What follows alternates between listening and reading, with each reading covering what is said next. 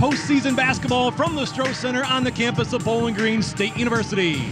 Tonight's matchup features the Atlantic Sun versus the Mid-American Conference. The Liberty Flames taking on the Bowling Green Falcons. Hello, everyone. Thank you for joining us alongside Samantha Momeyer. I'm Brad Woznicki. For both of these teams, they came up one win shy of a tournament championship and that automatic bid to the NCAA tournament, but an opportunity tonight to extend their season in the WNIT. Brad, the Falcons tonight need to attack that basket. On the other side for the Liberty Flames, their main focus tonight is just going to be taking care of that basketball. And as a senior, you love one more opportunity to play on your home floor. Alyssa Brett is one of the Bowling Green seniors that has that opportunity here tonight. Over 1,200 career points, having her best offensive season of her career. She gives 110% all the time. Brett has been named All-MAC first team, along with the fact that she also earned All-MAC defensive team. Brett has gone over 80% of her games so far this season, scoring in double figures, and you can't forget to mention she has 44 steals on the season so far. Then you have the redshirt senior for the Liberty Flames in Maya Berkman. Last time these two teams met, she went for a double-double, 17 points, 15 rebounds. She is the program's all-time leader in career games played. Berkman is averaging almost 15 points a game, along with doing better than 8 rebounds on the glass a game. The Falcons are going to have to keep a body on Berkman if they want to put a stop to her tonight.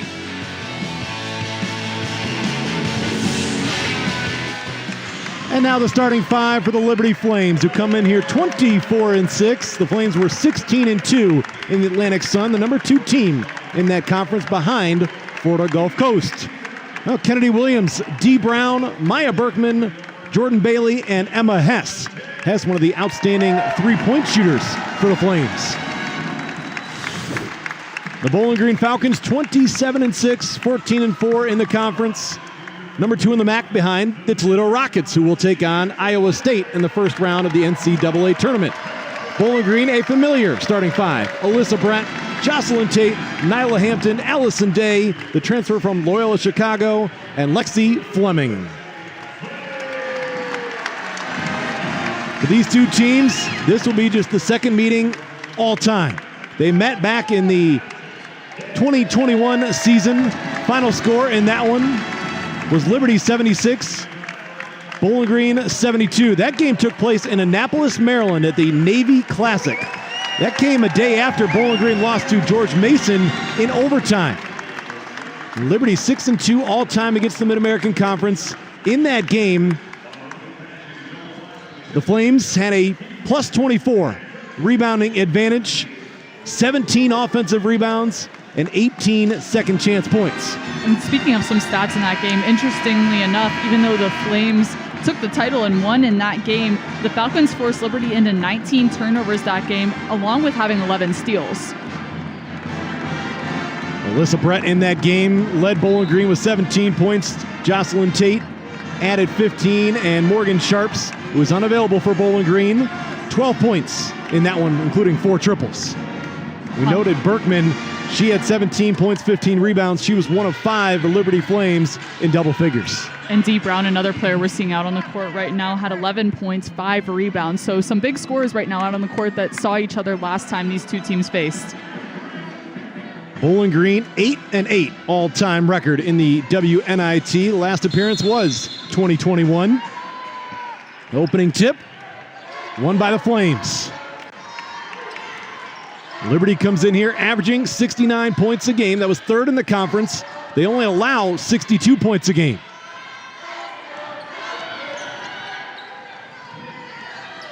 Able to get in the paint, and underneath, Bowling Green fans wanted a walk. Instead, it's an easy one underneath to get it started for Maya Berkman. Bowling Green, almost 80 points a game, second best scoring team in the Mid-American Conference. The Falcons second in the nation in turnover margin. There's Allison Day with the left hand. Good to see her go right to work against another post player that's got a little bit of a size advantage. And off the steal, Jocelyn Tate puts it up and in. 4-2 Bowling Green, opening minute. Jocelyn Tate doing what she does, getting after her right away when Bowling Green scores at the offensive end. Last time this was a very aggressive game for both teams. The Falcons had a 16-12 advantage on free throws made in the day over top. And that's part of the keys for Liberty coming in here, taking care of the basketball, plus the damage they can do in the paint. Bowling Green looking to extend this early advantage. Here's Allison Day. Goes inside to Tate. Tate goes right into the body, and you're going to count that basket plus the foul. Trying to take a charge there was Jordan Bailey. Jocelyn Tate a chance at a three-point play. And there we were seeing Tate do exactly what the Keys just said, attacking that basket. And Jocelyn Tate, 65% free throw shooter. Couldn't get it to drop. Bowling Green as a team, 71%. Liberty Flames had all the momentum going into that Atlantic Sun Conference Tournament Championship. They had won 16 consecutive games before falling to Florida Gulf Coast, who they split with in the regular season. And that's last touched by Bowling Green.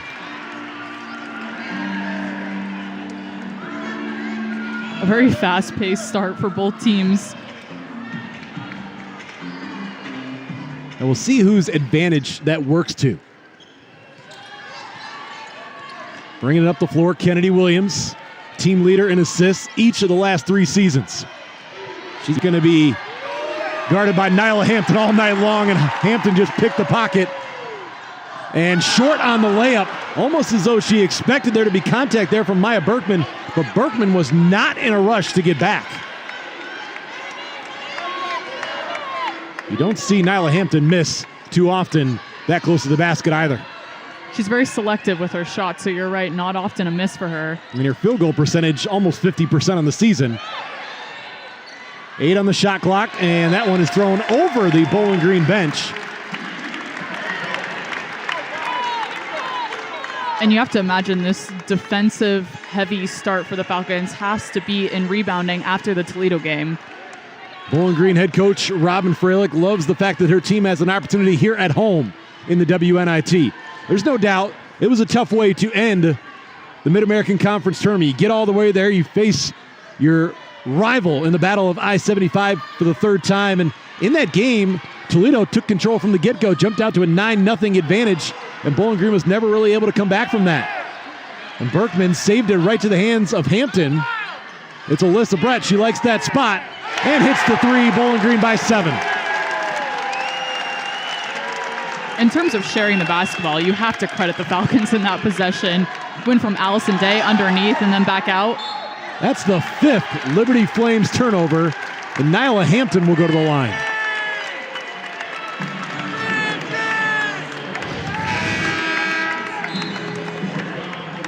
And checking in will be Alice Markova. Nyla Hampton, this season 73% at the line, averaging just over 10 points a game, better than 3 assists a game. Most notably for Nyla Hampton, 94 steals. Bowling Green single season record that was previously held by Talita Scott, who had 92.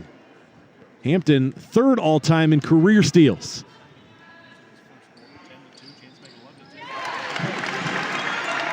Bowling Green by 9, 3 minutes in. And it's an offensive foul. Running right over Brett. This one will go against Dee Brown. Frustration piling up for the Liberty Flames. You came into this game wondering which team's going to be able to bounce back from how the tournament championship played out just less than a week ago. We're looking at Thursday night here. Conference championship took place Saturday. There was a lot to take away from those games moving into tonight, both coming off a loss, but then both being given an opportunity to play once again. Allison Day in the paint, blocked this time by Berkman. And last touched by Day. Right now, Liberty Flames got to figure out a way to handle this full court pressure. Already half a dozen turnovers.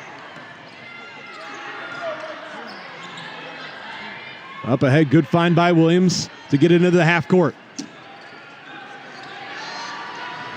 Flames do average about 14 turnovers a game. Almost halfway there, not even the midway point of this first quarter. We got all sorts of contact. It's going against Berkman this time. I think she caught Allison Day in the face. Have to see it again.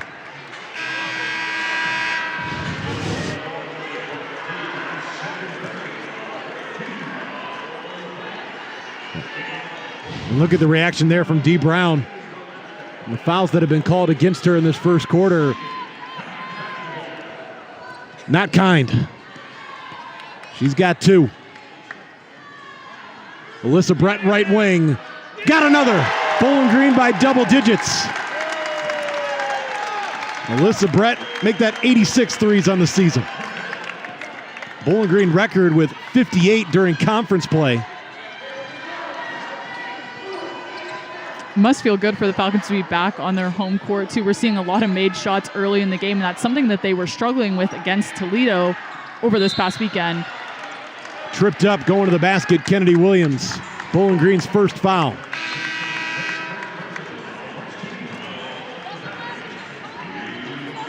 Into the ball game, Pien Steenbergen. The 6'1" freshman from the Netherlands. And Bowling Green makes a substitution of their own, Olivia Hill, who gave Robin Fraley great minutes during the Mid-American Conference tournament run. She was outstanding in the MAC tournament semifinal with her production. She had 6 points in 13 minutes. That was when Bowling Green really battled foul trouble. Jocelyn Tate and Alyssa Brett were limited in that first half.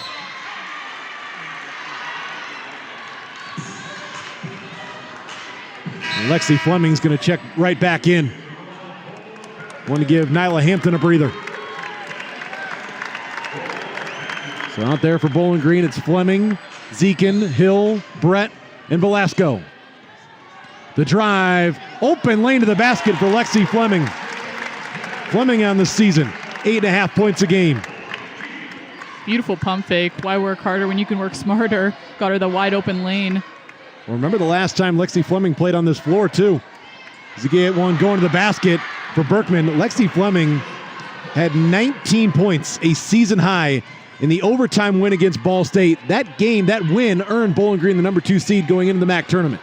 She had 6 points to end the Toledo game, too. Kind of in the last quarter, she started to bring some momentum, and unfortunately, Falcons just couldn't fight back. Amy Velasco just got Bowling Green back up a dozen. 5.5 points a game for the sophomore.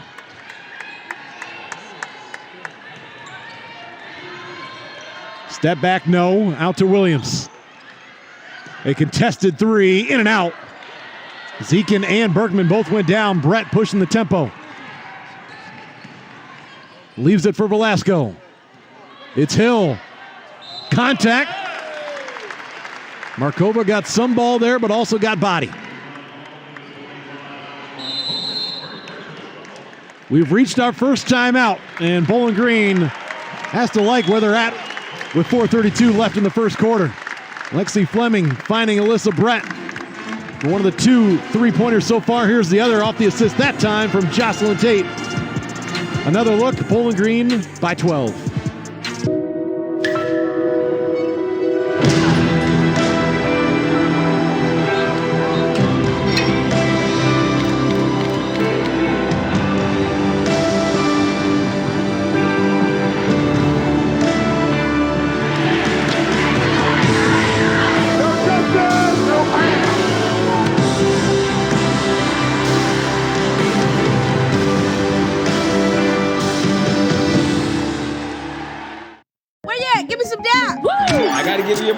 Kiki Palmer here with NFL Pro turned tech entrepreneur Andrew Hawk Hawkins. Okay, Hawk, you ready to show me around NFL Pro era? Absolutely. Let's do this. So this is one of the more fun ones to play with friends. You can just jump into multiplayer and have a good time. All right, here we go.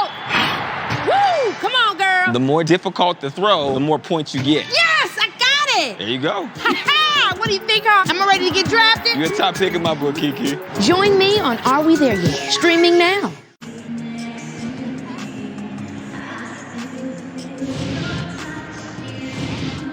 Well, quite the first round WNIT matchup.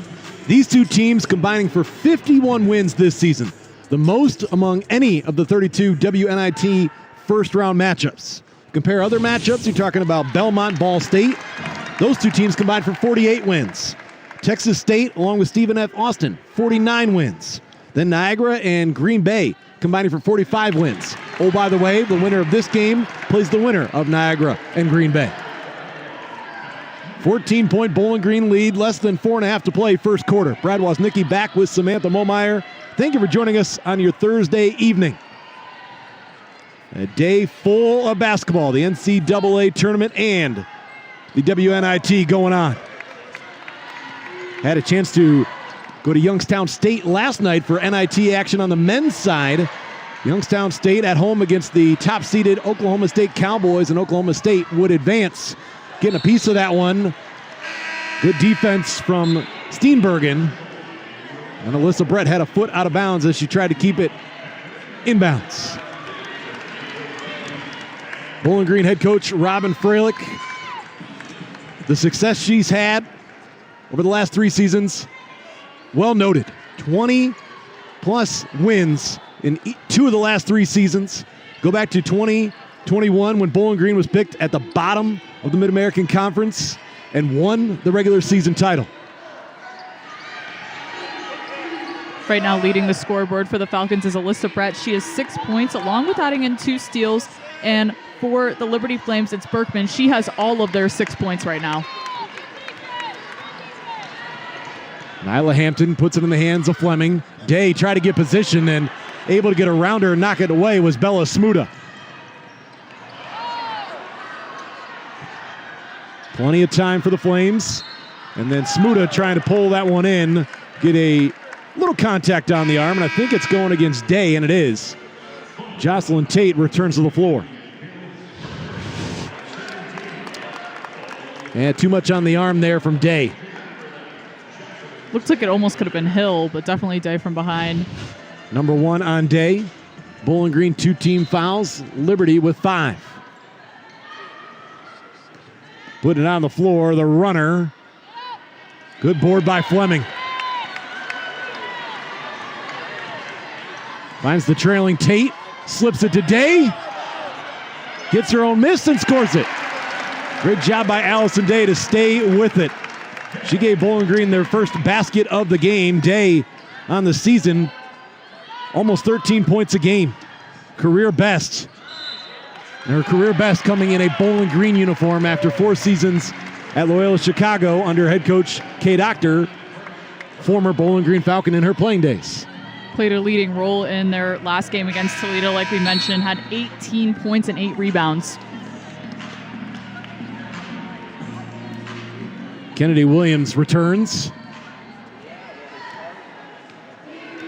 And Berkman's going to head to the scorer's table now, too.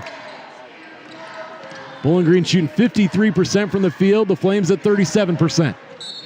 Kick basketball.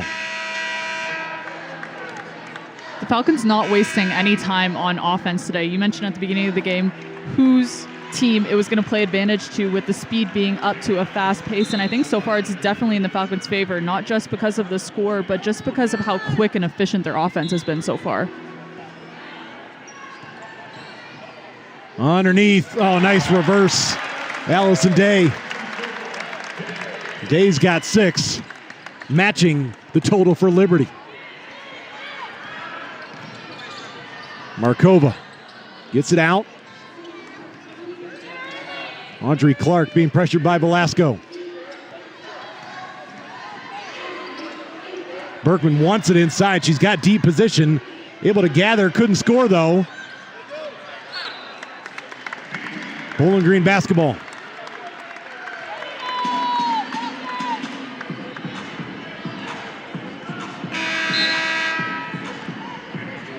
Both Liberty men's and women's basketball playing in the NIT. The men's team was in action Tuesday night and defeated Villanova in the first round, 62-57. 2 teams combining for 50-plus wins. Only 3 other schools in the nation achieved that. That's got to be a lot of fun. Every time you get a chance, men's or women's, going to a game, you know you're going to see some great basketball. Definitely. And they've done that in back-to-back seasons. 50-plus wins combined between their men's and women's basketball programs. That's impressive, and it speaks a lot to their consistency. It's Nyla Hampton at the line, where Bowling Green is 4 of 5 so far. The Flames have yet to get to the line.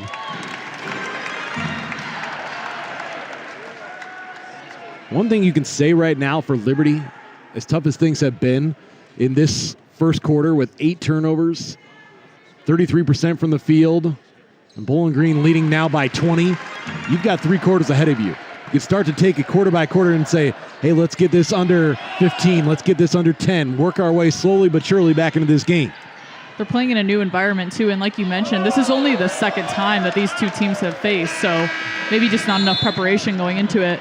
Mental mistake there leads to the 9th Liberty turnover. Head coach Kerry Green, 24th year, is the head coach for the Liberty Flames. More on Coach Green in a moment.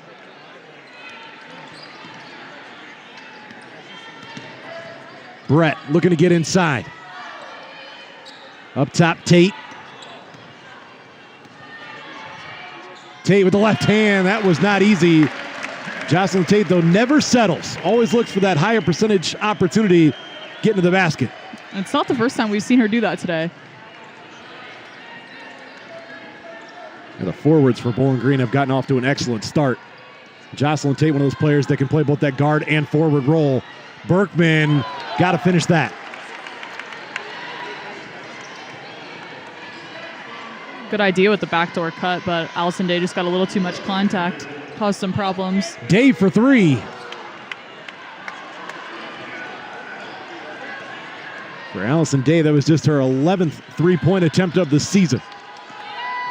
Williams hangs. Kennedy Williams to shoot 2.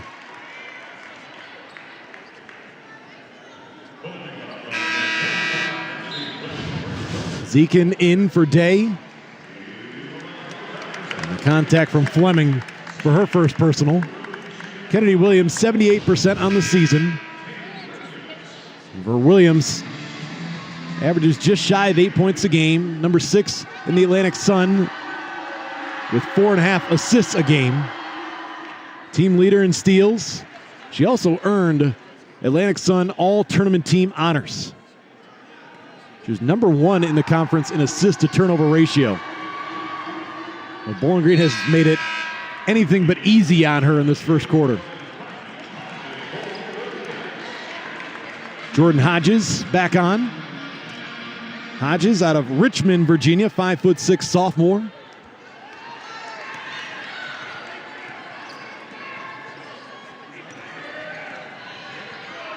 Tate. Yes, 2 more. That's 8 for Tate.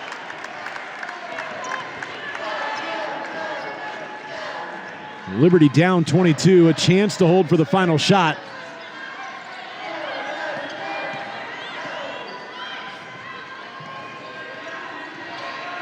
Able to get to the low block. Help came over from Zekin, and going over top the defense with 2 defenders there. Jordan Bailey. Final seconds. Fleming from the corner. That would have been the icing on the cake in the first quarter, with Bowling Green outscoring Liberty 30-10, 10 minutes into this ball game. Allison Day going to the basket. Got it started for the Falcons. Then battling underneath. Second chance points for Day. Then the reverse. Bowling Green senior off to a great start.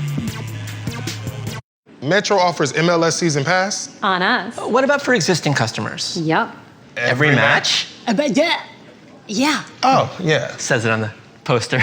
Plus, get unlimited 5G for $25. Now at Metro. Oh, it's daylight saving time. What's the big deal? What's the big deal? What's the big deal? What's the big deal? What's the big deal?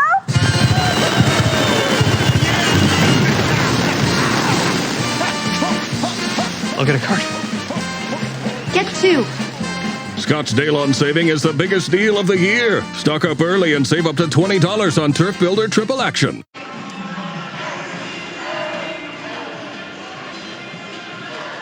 Kerry Green, the last time these two teams met, picked up his 500th career win.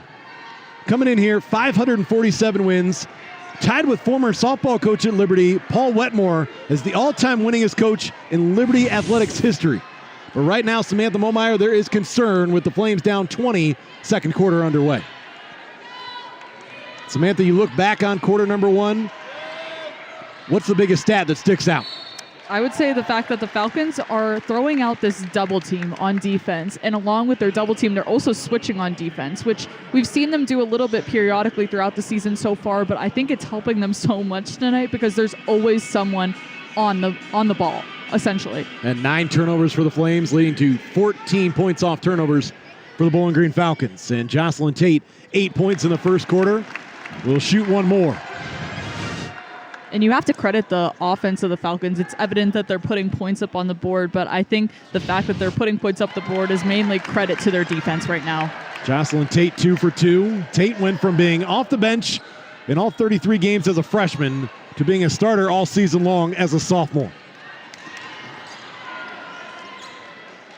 Hodges. That's a 3, and that is good. The first 3 for the Flames are now 1 of 3 beyond the arc. Hodges, her 17th of the season, hasn't been her biggest strength this season, only at 22%, but the Flames needed it.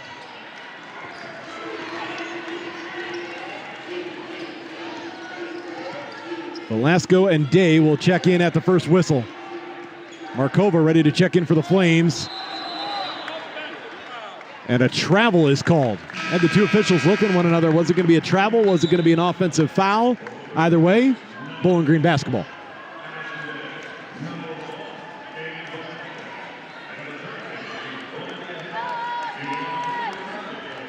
Allison Day in that first quarter.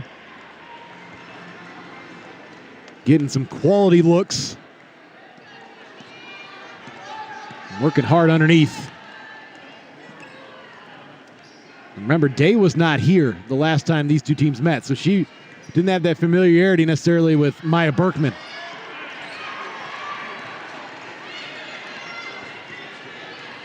A minute gone by here in the second. Bowling Green by 19. Cross-court pass. Hesitating a little bit was Clark. And last touch by Bowling Green.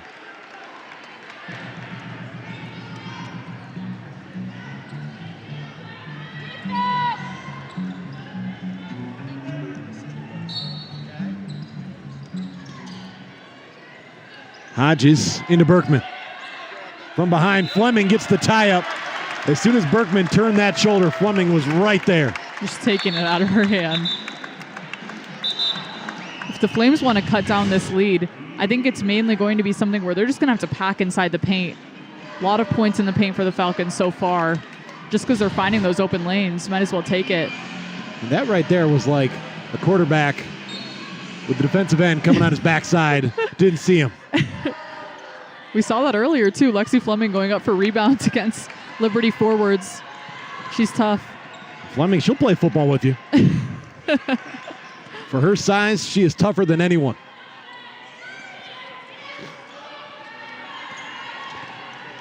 Brett, left side, and contact.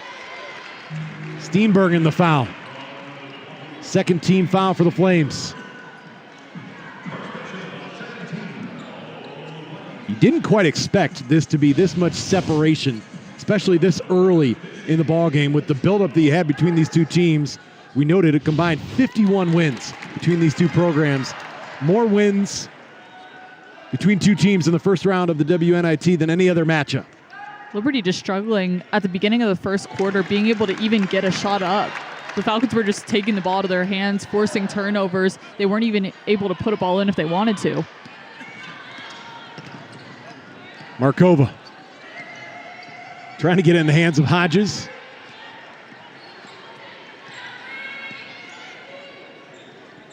Try to get Berkman open underneath.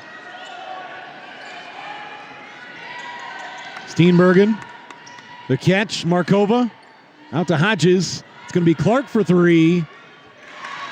Audrey Clark got a good look, her 20th of the season, shoots it at 36%. As a team, Liberty broke the program single-season record for threes with 212. Previous record was 190. There's an and one for Allison Day at the other end. Give her 8 points, a chance to make it 9.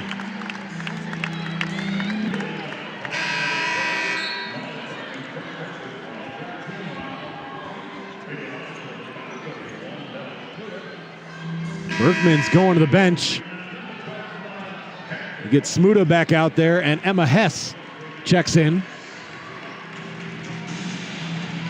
Bowling Green has done a good job not allowing Hess to get any good looks in this first half, for the team's leader from distance coming in with 63s. Bowling Green right now 20 out of 36, now 37 points in the paint, and for Liberty just 8 out of 16, 50% in the paint. Well, Liberty so far has been unable to cut into that 20-point first quarter deficit.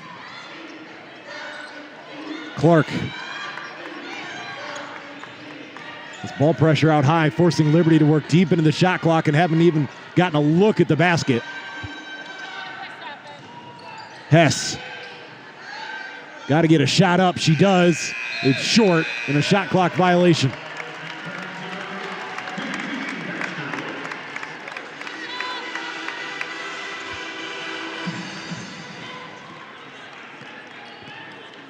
Bowling Green still shooting above 50% from the field.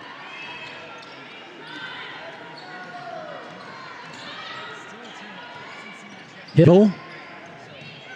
Oh, Hampton wanted to go right back inside. Now out to Hill. And from behind, Smuda. Too much contact with Day. Smuda's first.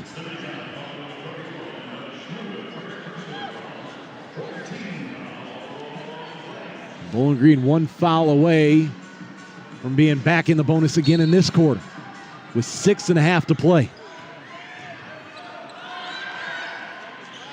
Brett to Hill, body contact. Officials say play on.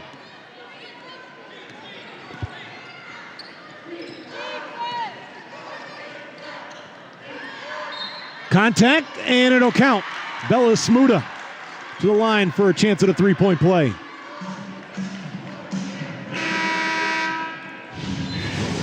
Flames almost being forced to utilize Smuda's size right now. Falcons just don't have anyone to go up against it. First step is taking away Smuda and Berkman's position underneath. At least try and make it tough on them, not just to catch and turn and score. Exactly. If the Falcons could front the post, that'd be a different story. Smuda, a 55% free throw shooter, converts at the line. Smuda is known for being a finisher, 56%. That's 5th best in the conference.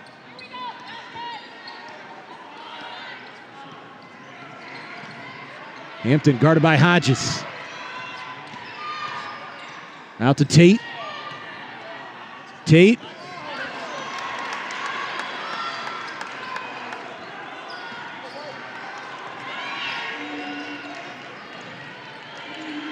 Hodges. Look for a screen from Smuda. Tipped. Markova's pass tipped. Trying to get to Smuda. That's turnover number 11. Day open, high arcing three. Just off the mark, but it's Tate coming in. Trying to throw it off of Liberty. Hess. Oh, nice find underneath. Dumped it right underneath to Smuda. Liberty finding a little bit of a groove now as they settled in. That's got Liberty up to 47% from the field. And being held up was Fleming. She was trying to get through traffic, and Hess had her wrapped up. Number 1 on Emma Hess. And it'll be Lexi Fleming to the line.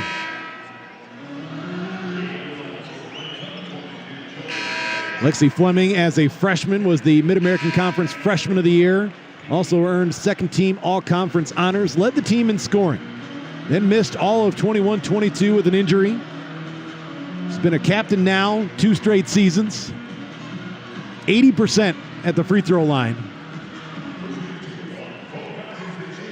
making 21 of her last 22. And as we say that, misses the first. But no, Samantha, there's no broadcaster's jinx. I don't believe in it. I wasn't even going to try calling you out for it this time. Back rim on the second. Our director agrees with me. No broadcaster's jinx. Thank you, Brandon.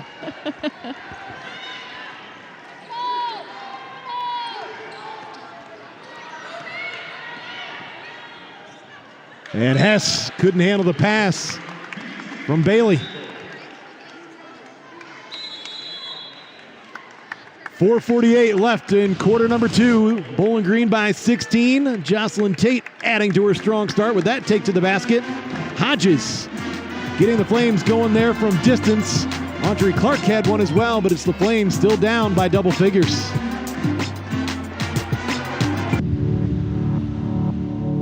To them, the whole world looks like an opportunity, one to be seized,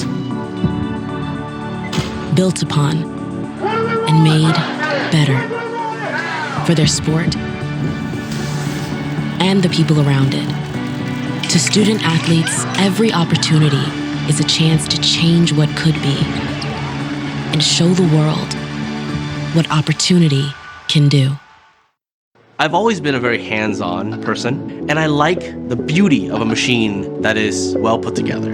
I'm excited to work here because we are building a state-of-the-art particle accelerator in order to make medical radioisotopes more available for cancer treatments.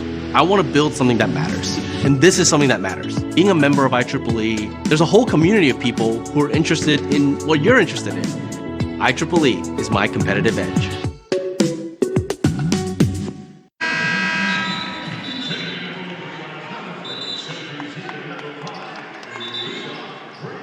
Postseason recognition for the Bowling Green Falcons, well-deserved.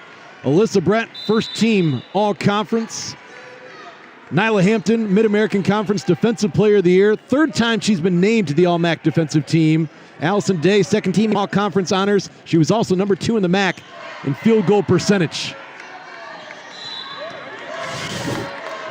A Liberty foul coming out of the timeout. 4:35 left in this first half. Brad Woznicki back with Samantha Momeyer. WNIT first round. Second meeting all time between the Falcons and the Flames. Kennedy Williams to the bench.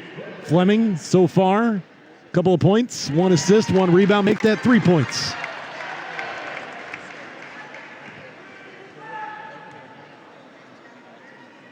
And after going 0 for 2 on the last trip, she hits both on this trip. Bowling Green by 18.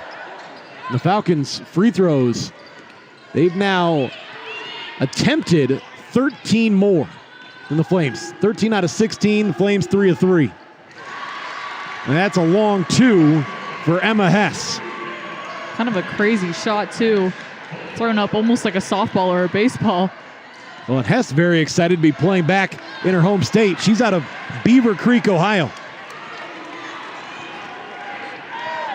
As the Flames settle in, they're starting to do a better job of it, but at the beginning of the game, they were really struggling, not only with turnovers, but unforced turnovers. This BG defense was forcing them to throw the ball out of bounds, and that's what was allowing BG to score so many points right off the bat.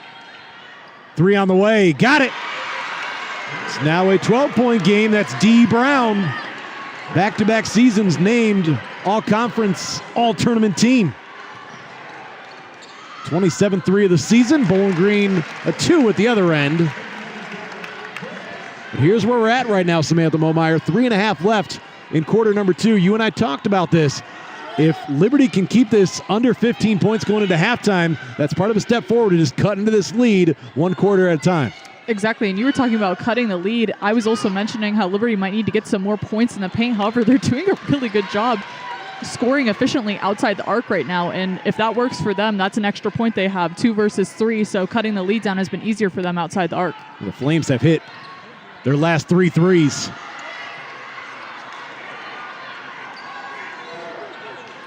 Knocked away from Zekin. Smuda's been very, very active with her length, moves very well. Allison Day in for Zekin. And Carrie Green is going to answer back with Maya Berkman. I thought you might get a few more minutes for Berkman on the bench with how well Smuda has played and the way the outside shooting is going for the Flames. There's a steal and score for D. Brown. D. Brown spent a couple of seasons at Miami-Dade College before coming to Liberty. Third season in a Flames uniform.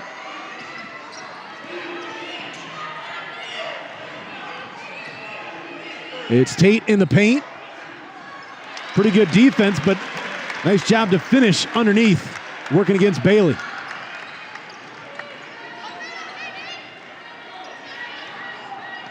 So Bowling Green, after that 20-point cushion at the end of the first quarter, I think right now feeling that time to say, hey, we got to keep this pressure up.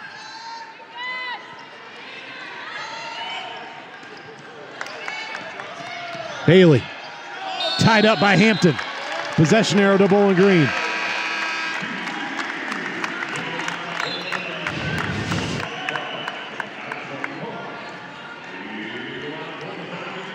Bailey just got caught swinging that ball too low, not keeping it at her chest or above her head. Well, you simply can't do that against the Bowling Green guards. No, nope. That's inviting the Falcons to come in, grab that basketball anytime you turn your shoulder. Yep. Keep it low. Asking Nyla Hampton. Jocelyn Tate underneath, short.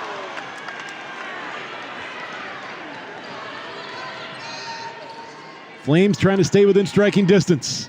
Up top, Hess.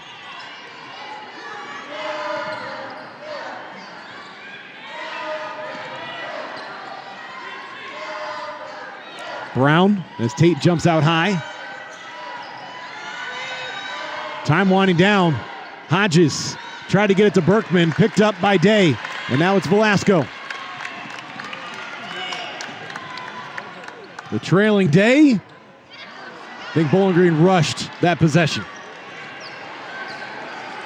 Didn't allow Allison Day enough time to get good positioning underneath the hoop. I mean, you can score quickly, but that wasn't the best look.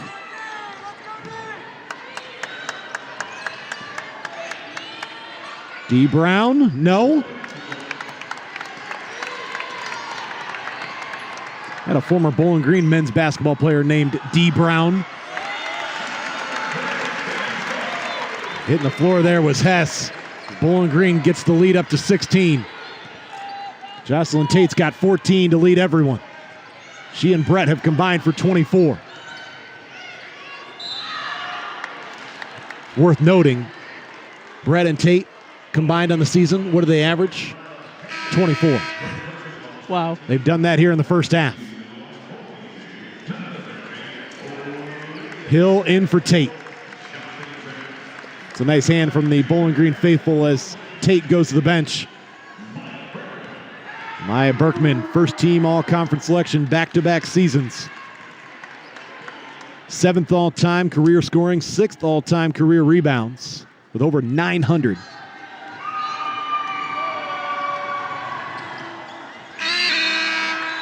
Gets it back to a 14-point game. Steenbergen in for Brown.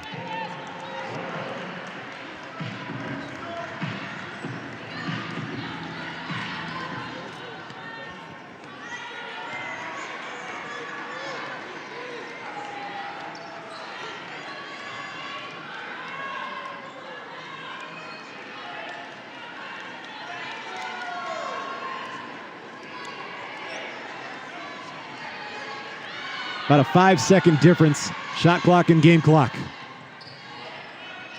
Turned over. Steenbergen. It's Berkman going to work. Short. Time expires in the first half. Liberty able to cut the deficit down to 14 going into the locker room. Hess had the long two.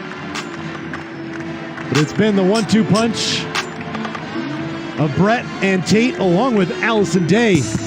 The trio there for Bowling Green combining for 33 of the 45 first half points. Bowling Green by 14. The NCAA is instrumental in Team USA's success at the Olympics.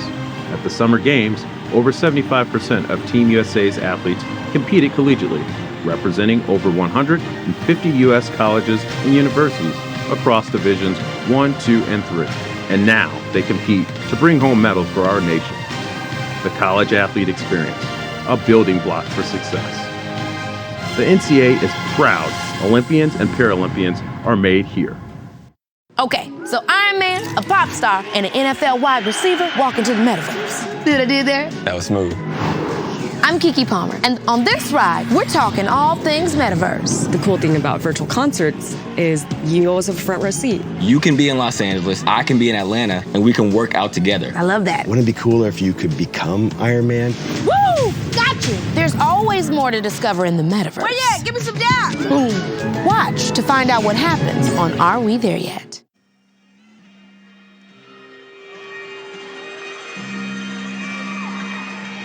Midway through the month of March, and we're inside the Stroh Center for WNIT action. Bowling Green and Liberty, the Mid-American Conference versus the Atlantic Sun. Second meeting all time between these two programs. Bowling Green looking to even up the series. Falcons leading by 14 after 20 minutes of play. A rare basket there for Maya Berkman in the first half. Allison Day going to work there, finishing with her left hand. Then Jocelyn Tate, Bowling Green defense got after it right away. Jocelyn Tate just so dominant in this first half of play. I mean, on the defensive end as well, she was all over the ball along with our teammate Nyla Hampton. But on the offensive end, she was so aggressive, and that's what they needed. There was Lexi Fleming getting more points at the basket. Berkman scoring there. Velasco with the left hand gave Bowling Green more offense off the bench. Here's Day with the reverse finish. It's Tate getting that low block, scoring it with her strong hand. And Bailey, every time they're forcing her to the baseline, which is not a bad idea, but that is going to Jocelyn Tate's left. There's where the three-point shooting started for the Flames. Then got it inside to Smuda, who had some good minutes in that first half.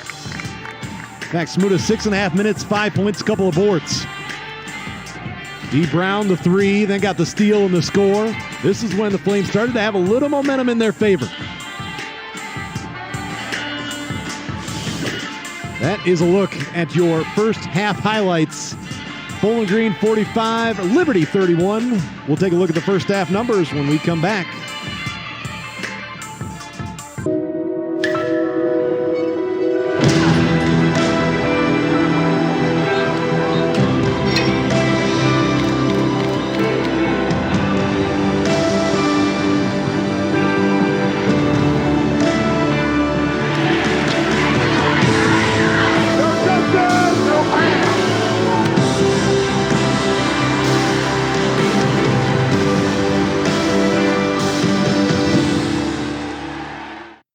I've always been a very hands-on person, and I like the beauty of a machine that is well put together. I'm excited to work here because we are building a state-of-the-art particle accelerator in order to make medical radioisotopes more available for cancer treatments. I want to build something that matters, and this is something that matters. Being a member of IEEE, there's a whole community of people who are interested in what you're interested in.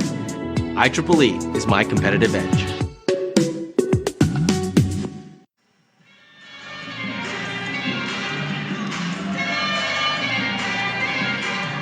The halftime entertainment continues with Mike Williams on the saxophone and the Bowling Green cheerleaders and dance team putting on a show. Your numbers. Now the field goal percentage is evening up after 20 minutes of play. Bowling Green was shooting around 50% for almost the entirety of that first half. Liberty started to get things going in the later stages of quarter number 2. Slight edge for the Flames on the glass, but much tighter than it was when they met back in 2021. When we noted Liberty out-rebounded the Falcons by 24. And three-point shooting, Bowling Green, those 2 threes both came from Brett. The 4 threes for the Flames coming when it started with Hodges, continuing in that second quarter. And if you look at the turnovers, Liberty having 14, Bowling Green having 3, as well as the points from turnovers. Bowling Green having 16 points from turnovers, while on the other side for Liberty, only have 2 points from turnovers. So that's a pretty big stat to look at. As well as we move into individual, Tate has 14 points, leading the Falcons along with her 3 steals, as well as Brett has 10 points, 4 rebounds. On the other side for the Liberty Flames, it's Berkman. She has 8 points. She is the leading scorer with only 8 points, which is interesting to note, as well as 3 rebounds. Brown, however, Dee Brown has been leading this game in my opinion. She has 5 points, 2 rebounds, 2 assists. She's really brought some momentum to the Liberty team. Those are your first half numbers. We know defense is the name of the game when it comes to the Bowling Green Falcons, forcing 14 first half turnovers. Well, 2 players that know a thing or two about defense, Jocelyn Tate and Nyla Hampton. More on those 2 when we come back as Freddie enjoys some time in the sunshine in front of the Stroh Center.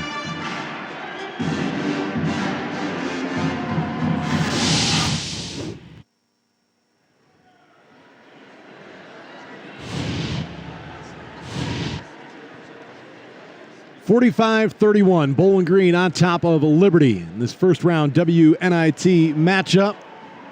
Bowling Green, Nyla Hampton, your Mid-American Conference Defensive Player of the Year.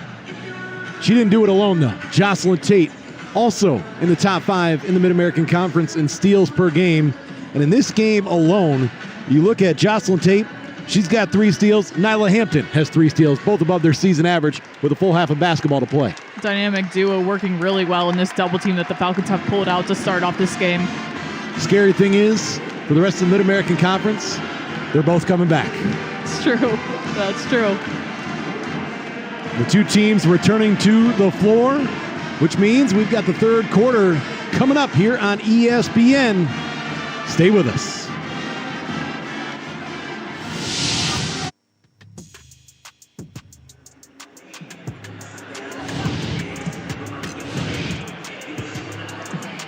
Now coming in, Maya Berkman, we know she scored 17 points and had 15 rebounds back in 2021 against Bowling Green. And for Berkman, 8 points in that first half. It honestly felt like she had more like 4. It was a quiet first half performance, but you look for the Liberty Flames to get her involved on just about every possession the rest of this ball game because of how well she's able to finish. Potentially have her be more involved on the defensive end as well. She didn't have too many tasks defensively in the first half of play because the Falcons weren't really missing. But if she could step it up defensively, maybe the points in the paint would be a little bit different for the Falcons. Maya Berkman leading the nation in field goal percentage, better than 69%. It's Flames basketball to start the quarter. Brad Wasnicki alongside Samantha Momeyer. The winner of this one plays the winner of Niagara and Green Bay. Those 2 teams scheduled to tip off at 8 o'clock. Also on ESPN3. It's Hess. The pump fake. And a sidestep 3, good. We also get a foul away from the basketball.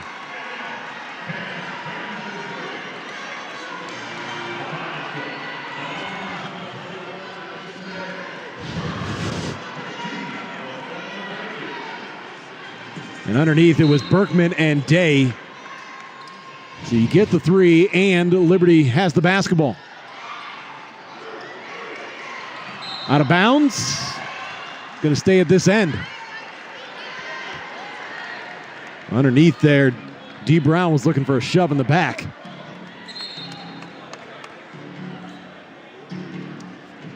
As well as things went for Bowling Green in that first quarter with a 30-10 advantage, Liberty is well within striking distance.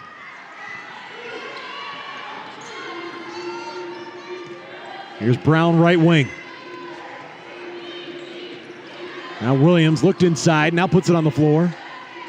Brown thinking about the 3.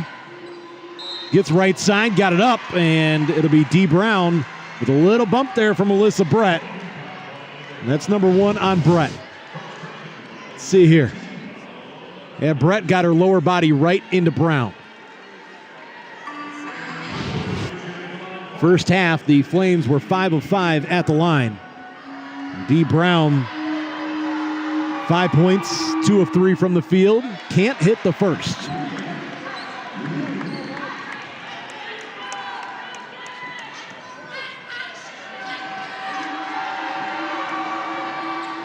Rattles in the second.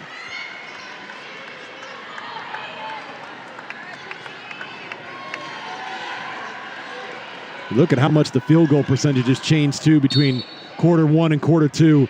First quarter, Bowling Green shoots 55% compared to 36% for Liberty.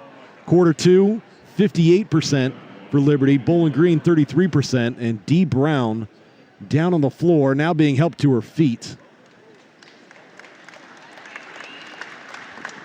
Looks like she took some contact above the neck.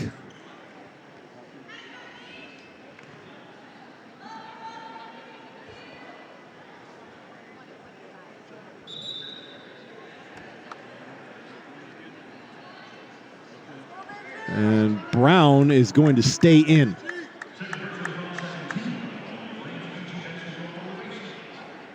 We might have a look from game camera. Opening minute of the third, and Fleming underneath all alone as Hess took some contact to the face.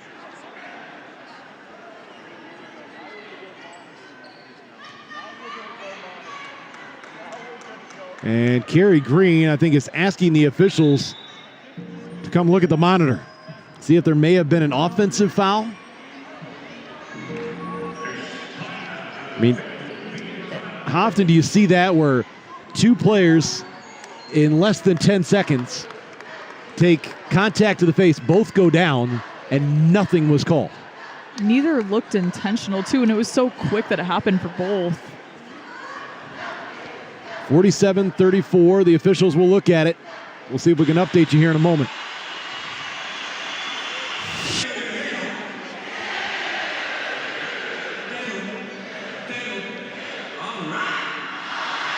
The officials at the monitor seeing if there was some contact that they missed. Lexi Fleming just had an easy layup as Emma Hess went down. Before that, Dee Brown went down with some contact above her neck. We didn't see that contact. I honestly didn't really see what happened to Hess. If anything, a potential push-off, I suppose. And right there, you can't see it. Let's see. Yeah, on the swipe through. That left arm of Fleming comes across the face. And that almost looks like an elbow from that angle. Yeah.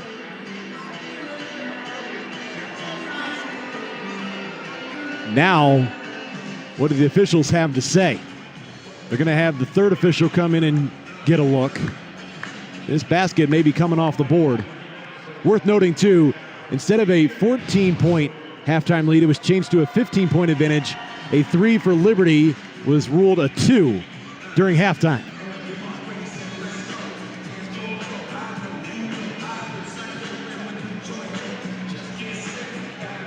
As Mike Williams entertaining the crowd from the DJ booth. The little Will Smith.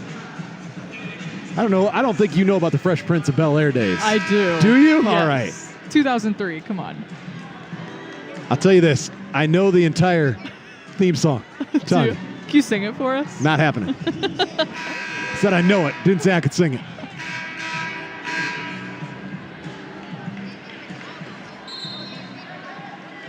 Well, it appears as though nothing's going to change here. It's going to stay a 13-point game. It's going to be Flames basketball. So the Fleming basket will count. I would have to agree with that call, I think.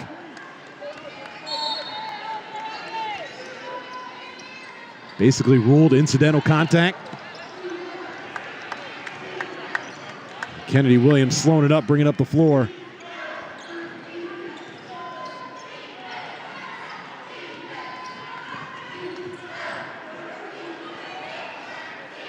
Trying to set up the screen there. Now Berkman sets it for Hess. Well, Berkman's got position, gets the catch. Surprised she did not go up with that one. Now time winding down. Brown in the lane, slips it to Berkman. And after all that, Berkman still gets a layup 10 seconds later.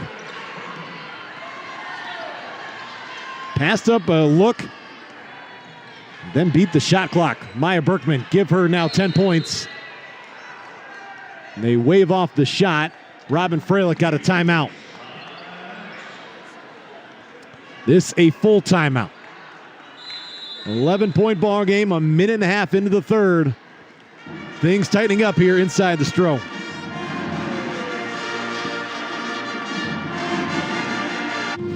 The NCAA is instrumental in Team USA's success at the Olympics. At the Summer Games, over 75% of Team USA's athletes competed collegiately, representing over 150 U.S. colleges and universities across divisions 1, 2, and 3. And now they compete to bring home medals for our nation. The college athlete experience, a building block for success. The NCAA is proud Olympians and Paralympians are made here. Okay, so Iron Man, a pop star, and an NFL wide receiver walk into the metaverse. See what I did there? That was smooth. I'm Kiki Palmer, and on this ride, we're talking all things metaverse. The cool thing about virtual concerts is you always have a front row seat. You can be in Los Angeles, I can be in Atlanta, and we can work out together. I love that. Wouldn't it be cooler if you could become Iron Man? Woo! Got you! There's always more to discover in the metaverse. Where you at? Give me some dap! Boom. Watch to find out what happens on Are We There Yet?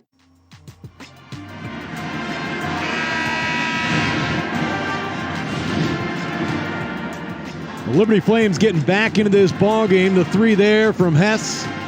Then D. Brown, with time winding down, slipped it inside to Berkman to beat the shot clock. Get another look at it right there. 11-point ball game. Just over a minute and a half gone by in this third quarter. Liberty's going to have a chance now on this possession to get it to a single-digit deficit. Steenbergen in. And they're going to check on D. Brown. Brown looked like she's headed to the locker room. They're going to take her over to the corner behind the bench and be checked out. But D. Brown has been a spark during this comeback.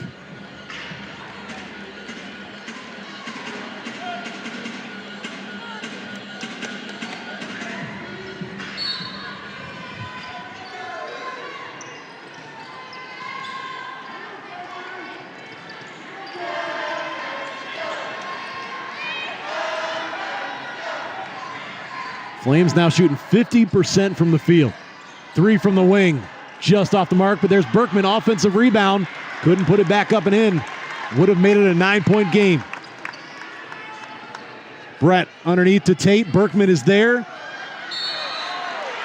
And an offensive foul is called. Tate trying to create some space, sent Berkman to the floor.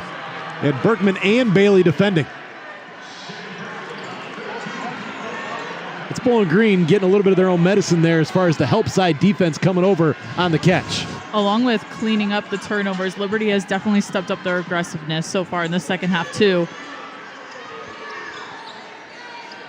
Jocelyn Tate, that was her second personal foul. Last touch by Bowling Green.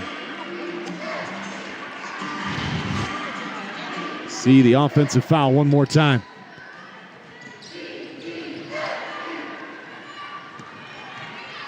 Williams. Opposite look, Hess.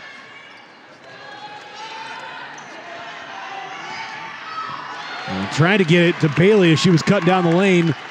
15th turnover for the Flames. Can the Falcons turn defense into offense? Hampton, open look. Got it for Nyla Hampton. Keeps Bowling Green in front by double figures. Her 17th of the season. That allows Bowling Green to immediately pick up full court.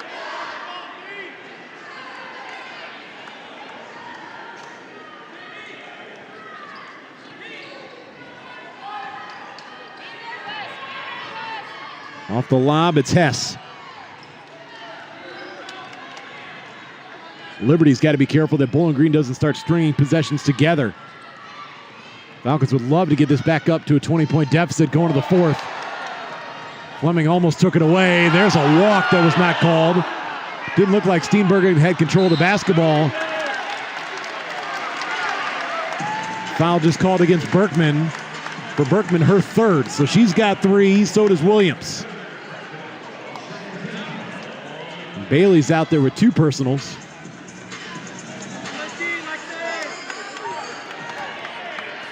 It's working right now for Liberty to step up the aggressiveness, but if the fouls start getting too high, then it's going to do just the opposite. Hampton to the basket.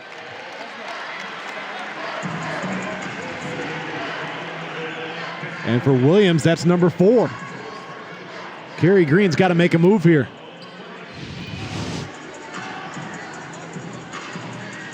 I don't know if the coaching staff has let him know that is Number 4 on Kennedy Williams. Hampton at the line, 7 points, 3 steals. And now Jordan Hodges is going to check in.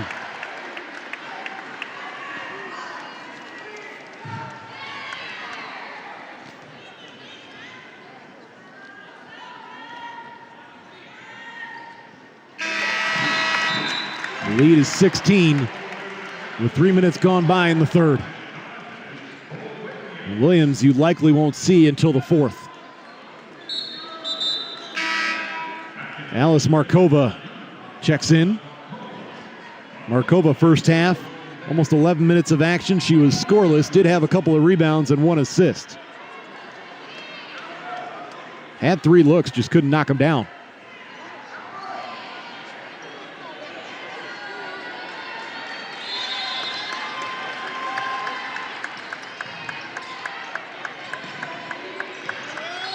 Oh, and Brett got a hand in there to knock it loose. The officials say, though, Brett did not get that ball cleanly. Her second personal. Whew. That was a bang-bang play. I thought Brett just put her hand in the cookie jar. Got it cleanly. Let's see. Oh, she did get her on the arm. Good call by the officials.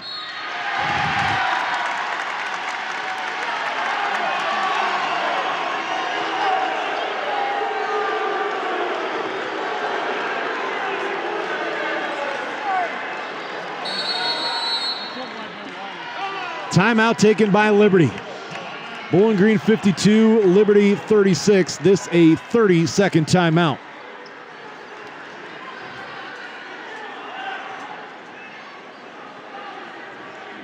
Liberty Flames, the number 2 team in the Atlantic Sun Conference. Bowling Green, the number 2 team in the Mid-American Conference. This the final season for Liberty in the Atlantic Sun. The 5th and final season. They're going to join Conference USA next season. Also moving to Conference USA will be Jacksonville State, New Mexico State, and Sam Houston State. The winner of this game will see the winner of Green Bay and Niagara. Again, that game coming up at 8 o'clock on ESPN3. We would love another opportunity if Bowling Green were to win here for the Falcons to host again. Absolutely. We'll see how it all plays out. This seems like it's been such a slow 3 minutes for the amount of things that happen. We're not even halfway through the third quarter yet.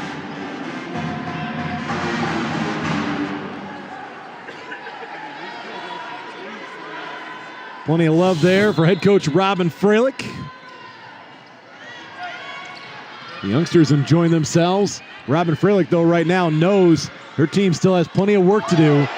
That ball looked like it was deflected. Then you get a travel call.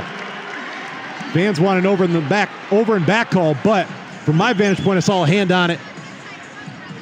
Was touched by Bowling Green first, then the travel.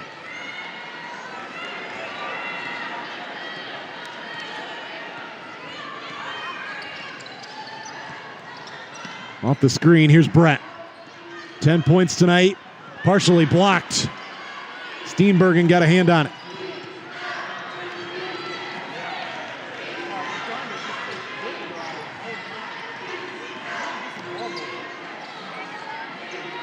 Berkman. Still plenty of time. Hess pulls up, elbow. Off the back rim. Hampton does not have numbers. That's not going to stop Hampton, though. Up with the left hand, could not score it. 1v4.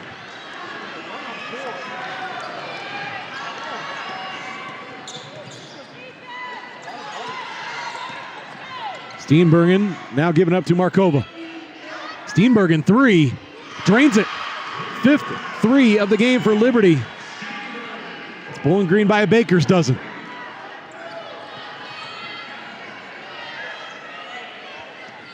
Velasco and Zekin ready to check in.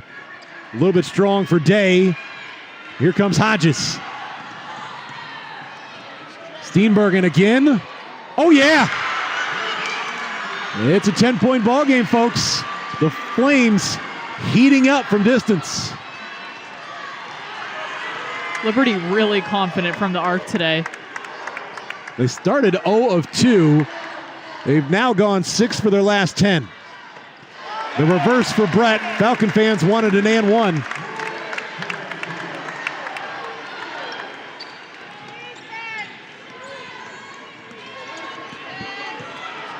Hess, good job to get by Fleming. There was contact. Berkman keeps the play alive. 3 is good. This time it's Hodges. Make that 7 threes for Liberty. Fleming, a 3 of her own. That one from distance.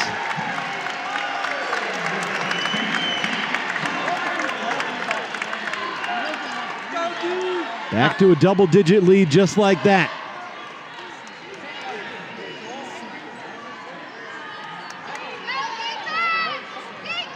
Hess out to the corner. Hodges.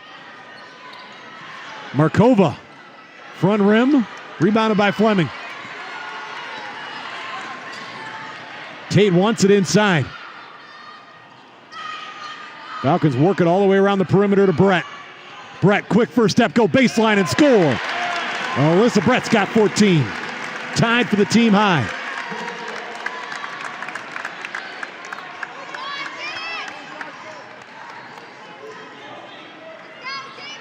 It's a good answer by Bowling Green. Deficit for the Liberty Flames got cut to 9. Bowling Green on a mini run here.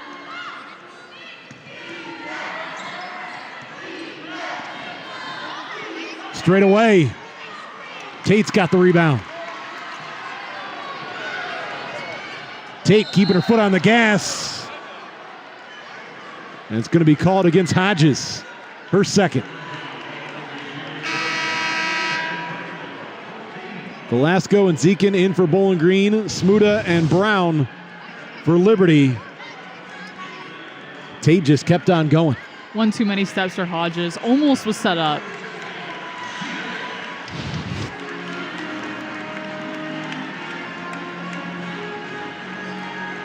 Well, Bowling Green in that ball game, 15 of 18 at the line.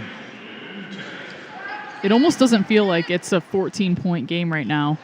Atmosphere heating up between those three-point battles. Well, you see just how quickly things can change. Exactly. I mean, there are a lot of folks that may have turned this game off after the first quarter, seeing Bowling Green leading 30-10. Falcons went into the locker room with a 15-point advantage. It's been cut down to 9 at one point, now up to 15 with 3:28 left in this third quarter.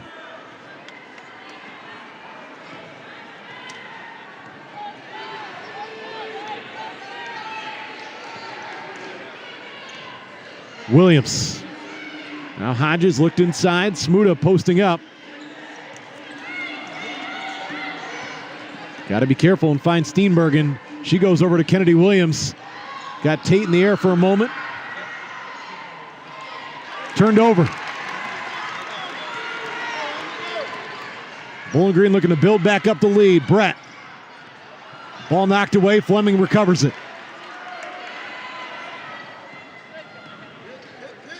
Tate out to Brett. 3, opposite corner. Yes.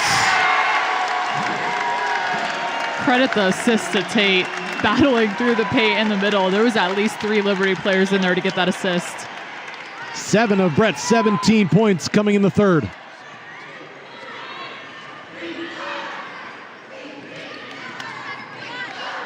Steenbergen. Smuda the catch and the score. Not quite sure how she got that one to go the way it rolled along the iron, but Liberty needed it. Lexi Fleming bumped.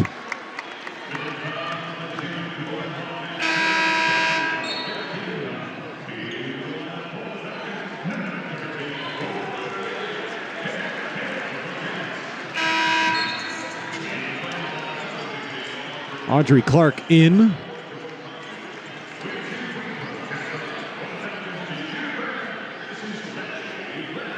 Fleming 9 points, 3 rebounds.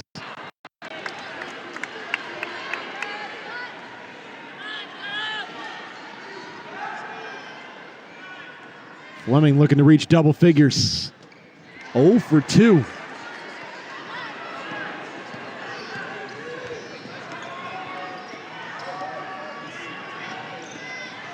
Smuda wants it.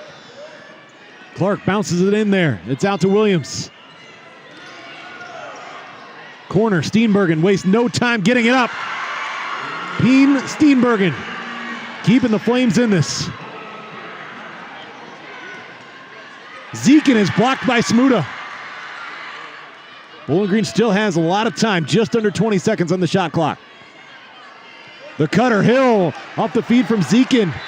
It was contested, and it will stay with Bowling Green. Liberty not letting the lead go above 15. Well, they had it up to 18. Bowling Green did it a minute ago before this 5-0 run. After it had been cut down to 9. Inside, how did that one not drop for Zekin?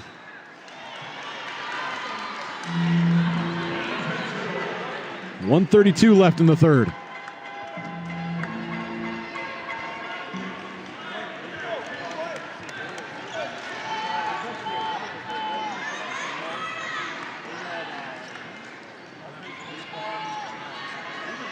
Williams underneath. Didn't have any space. Fortunate to stay in bounds. Williams to Smuda. High percentage look, an 11-point ball game. Continuing to get great minutes from Smuda. 9 points, 3 rebounds. Fleming down the lane, bounces it to Zekin. Blocked by Smuda.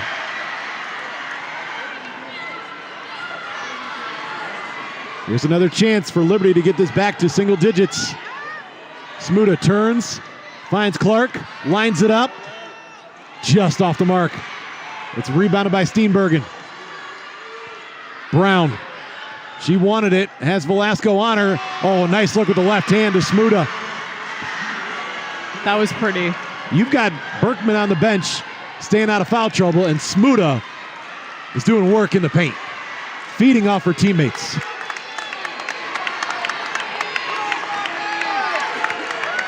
Smuda's blocking just looks effortless down low. One hand up, and the Falcons can't go against it. The shot clock and the game clock nearly identical. Velasco in the lane. It goes. Bowling Green will get the final basket of the quarter. 11-point lead for the Falcons going to the fourth. Peen Steenbergen letting it up from distance. Cashing in from the right wing right there. Also had the look from Hodges. Liberty's not going away. Bowling Green will try and close it out with Lexi Fleming helping lead the charge. 10 minutes to play, folks.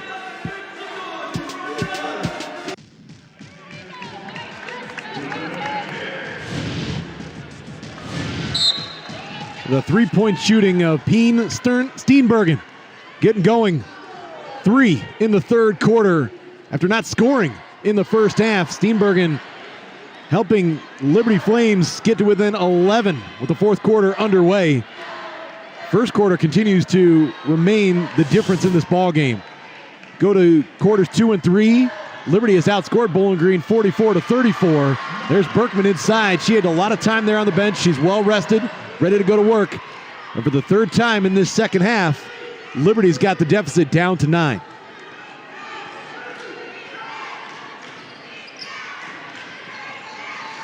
Hampton to Brett from the left elbow. Almost banked it in. Day on the offensive rebound. Williams trying to get the tie-up, and she will. Basketball is going to Liberty.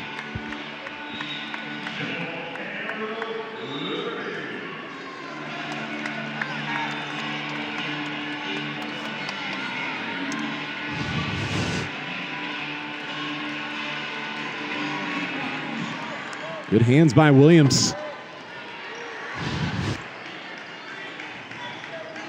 Berkman wants it. It's Clark with it. Going to allow Williams to set it up. Directing traffic. Going to bring Berkman over to the right block. Williams goes inside, denied by Hampton. Steenbergen. She's got another 4 second half threes for Peen Steenbergen. She had hit 33 on the season. 37%. Falcons left her open for just long enough. You have to credit the offense of the Flames on that play. Berkman and Steenbergen now each have a dozen. Jocelyn Tate fouled. First foul of the quarter.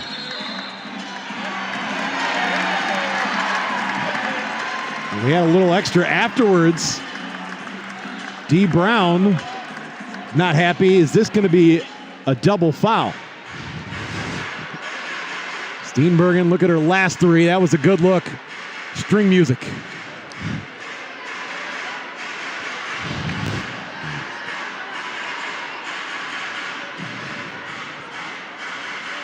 And there's going to be a foul given to both sides.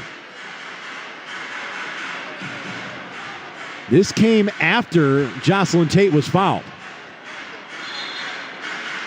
And we did not get an explanation. Robin Freilich being given one right now.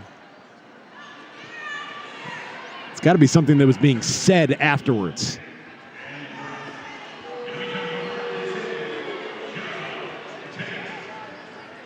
I believe it was between Hampton and Brown. I know it was Brown for sure, especially the way she reacted. Watch the end of this. Oh, it's Brown and Tate after the foul. Jocelyn Tate, she doesn't back down from anyone. Always has something to say. Bowling Green at the free throw line, unable to add to this now slim lead. It's just 6. Loose basketball. Brett dives for it. Brown trying to pick it up, able to do so. And then Steenbergen walked. She was looking to get rid of it, was moving the feet. Fleming in, Velasco out. Fleming in that third quarter when Liberty was making their runs, a lot of times was able to find a way to answer.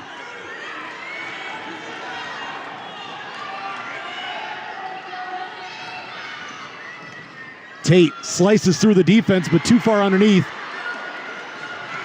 That size of Liberty continues to be a factor.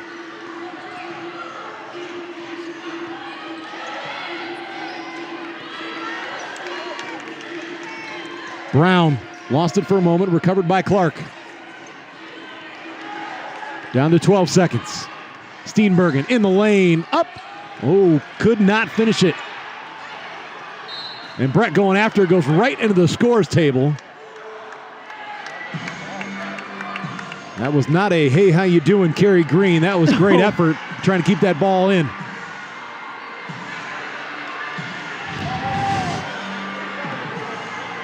Loose basketball. Brett never gives up on the play. That ball hit the sideline before she could get there. Knocked the mic loose. No apology necessary, Alyssa Brett. Pull up, hand in the face. Still knocking it down. Brett's got 19. Alyssa Brett leading all scores. And Carrie Green wants to make sure that all the work Liberty has done getting back into this ball game doesn't turn back into a double-digit Bowling Green lead. 7:22 remaining, 67-59, Bowling Green on top of Liberty.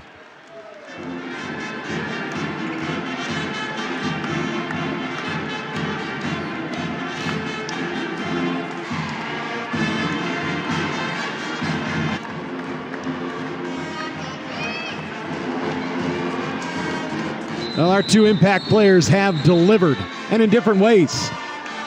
Maya Berkman, just like she did in her first time around against Bowling Green back in 2021, a double-double. Alyssa Brett, 9 of her 19 points coming in this second half. Both players scoring at better than 50%. And Alyssa Brett has shown you the mid-range game. She's attacked the basket. She shot it from distance. And an offensive foul. Lexi Fleming takes the charge.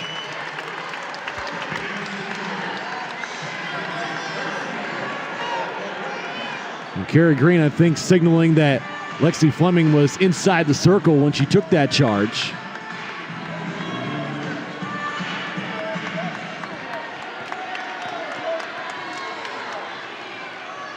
Seven minutes remaining. Bowling Green by 8. Brett underneath. Day working against Berkman. Turns. Brett, good cut to the basket, and Tate found her. For the 8th time this season, Alyssa Brett has hit the 20-point mark. 21 officially. The connection between Tate and Brett this game has been very obvious, working well together. Then Liberty comes up empty at the other end, so a 10-point lead with 6:38 remaining. Emma Hess in for Dee Brown. And Hodges quickly to the scores table. Going to come in for Kennedy Williams. Don't want to see Williams pick up her 5th personal.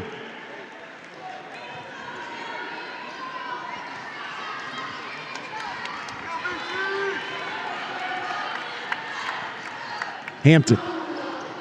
Fleming was cut backdoor. She wanted it. Velasco is going to check in at the next whistle. Fleming, nice handles to the basket. That's 11 for Fleming. Joining Brett and Tate in double figures.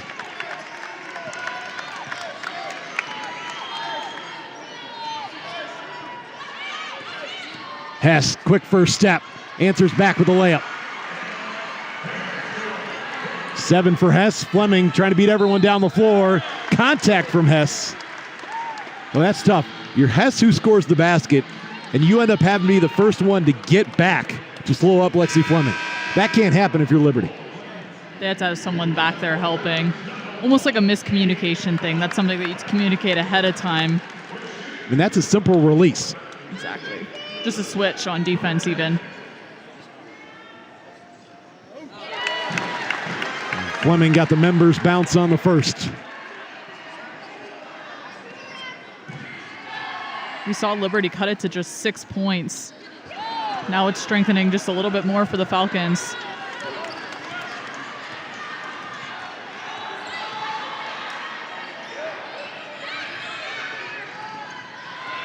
Knocked away. Who's going to pick it up? Fleming and Day both looking at one another. It's Fleming working it up the floor. Floats it up. The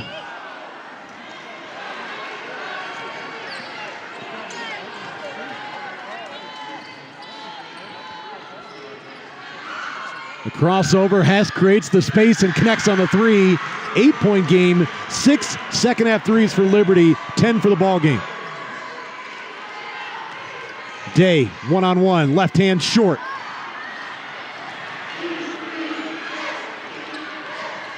Tate. Brett cutting. Forced to give it out, and Robin Freilich got a timeout before Alyssa Brett went down. Brett will be helped up. Alyssa Brett's got 21 points, 5 rebounds. Here's the bang-bang action right before the timeout.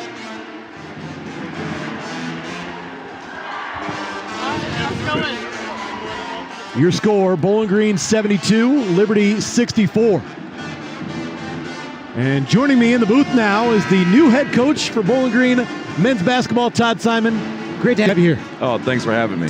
It's a pleasure. Coming over here now into the Mid-American Conference. You coached in the Big Sky. You also coached in the Western Athletic Conference. What are you excited about coaching in the MAC? Yeah, new league. It's going to be a lot of fun. The MAC's a very good basketball league, top to bottom, and you're going to have to be ready every night. But the new preparations, new cities, we're excited. The change is going to be good. Some new cities, but some familiar ones. You went to Central Michigan for your undergrad. You're a native of the state of Michigan. Coming back home, how good does that feel? Oh, it's absolutely an amazing feeling to be able to join two passions, our career and being mentor to these young men, but then also bringing family back home is special. Now, watching this one as a coach, you've seen Bowling Green lead by as many as 22. The deficit for Liberty was cut down to 6. Your takeaways from what you witnessed from Bowling Green women's basketball tonight? I mean, what a special start. I mean, they brought the intensity. You can see this postseason basketball, and their mentality is exactly right. They came and punched them kind of right in the mouth right out the gate, but you got to give Liberty credit too. I mean, they're playing hard. They don't want to go home and have their seasons finished either, and so it's a heck of a basketball game. Alyssa Brett was just off the mark with the 3. It's a 10-point game, a little over 4 to play. Steenbergen will go inside to Berkman against Day. Day trying to hold her ground, and Tate, as she came down, we have a Bowling Green foul, the Falcons' second team foul. And that'll send Maya Berkman to the line. Coach, it's been noted, fast-paced offense is what you're bringing to the table here to Bowling Green. You had that at Southern Utah. When it came to that offense and speeding up the tempo and the style you want to play, where did you learn that from? You know, it's a style of basketball that I enjoy watching. You know, I think that's where it started. And the simple fact that is there's an entertainment element to it, but in reality, it's a strategy. We're trying to just constantly control what we can control, and we can control how hard we play. And if we're in better shape, we do better preparation, learn how to make decisions on the fly better than the opponent, it can be a real advantage for us. And so that's what we're hoping to do. And we want to light up the scoreboard here, get this thing packed, get the students rowdy in here, and make this a hard place to play. Kind of take us back to the Anderson Arena days that we had here. Build that up here in the Stro. I like that thought. You've also had a chance to talk to some former Falcons, get their takeaways on what this program needs. I have the privilege of working with a former Falcon and Brent Clayson for the men's basketball broadcasts. What have you learned from the former Falcons? Yeah, there's a passion, number one, and that's been clear as day here in the last 24 hours. There's a passion for it. There's a desire to be great. We want to get to the tournament. We want to elevate this thing, and we can start with that passion and build off of that, and that's the foundation of what we did. These former players, the alumni, the boosters, the fans have really built a foundation that we can grow this thing into a championship program. 76-68, under 4 minutes to play. Nyla Hampton off the window, would not drop, and last touched by Bowling Green. Liberty not out of this one in this WNIT first round matchup, as I'm joined in the booth by the new head coach for Bowling Green men's basketball, Todd Simon, the 18th head coach in program history. It's been a busy day for you, I know. There's nothing better. It's sharing passion for what we're going to build here and what we're going to do, and seeing so many people that have been just so kind to us and welcoming. So that spirit has been great. Well, Coach, look forward to talking with you more as things continue on here at Bowling Green. Looking forward to seeing what next winter will come to the table for Bowling Green men's basketball. Absolutely. Thank you so much. Thank you. Bowling Green head coach Todd Simon taking over the head coach of the men's basketball program. We have a 30-second timeout. Bowling Green 76, Liberty 68. Back in the booth now with my broadcast partner Samantha Momeyer. Brad Wasnicki here with you. These two teams coming in here, both number 2 in their respective conferences. Bowling Green in the Mid-American Conference, Liberty in the Atlantic Sun for the final season. Your numbers now, Liberty 51% from the field, Bowling Green 45% from the field.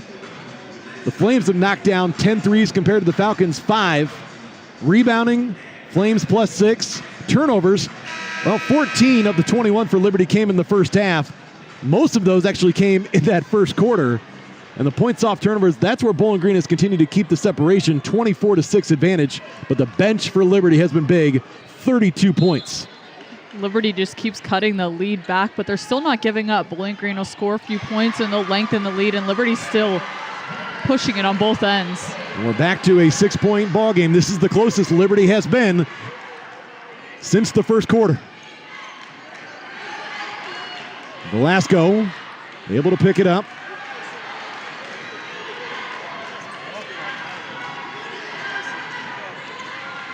Now Tate down to 10.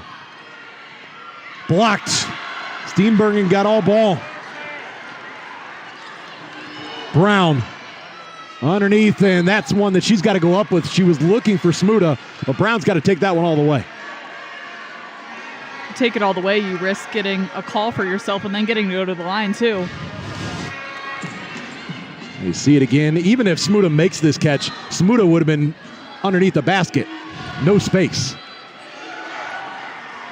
Steenbergen, she was looking to stay hot there, would have made it a one-possession game. And then on the box out, Bowling Green draws a Liberty foul.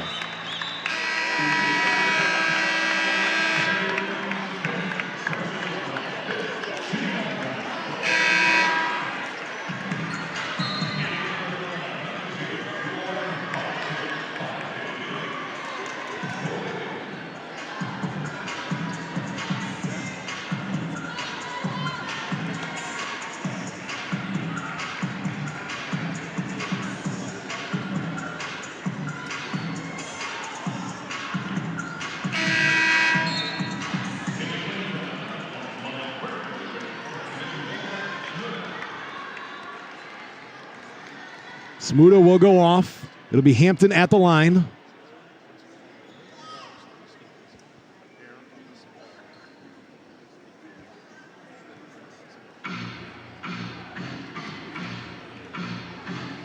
Thought for a moment Day was going to come down to the other end of the floor while Hampton shoots. She'll stay there. Hampton, 9 points tonight. Make it 10. Also 2 assists, 3 rebounds, 3 steals.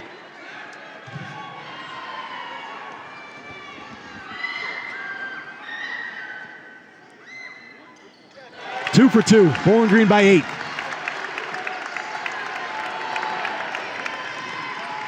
Liberty's going to have to start to make every possession count with 2.5 to play.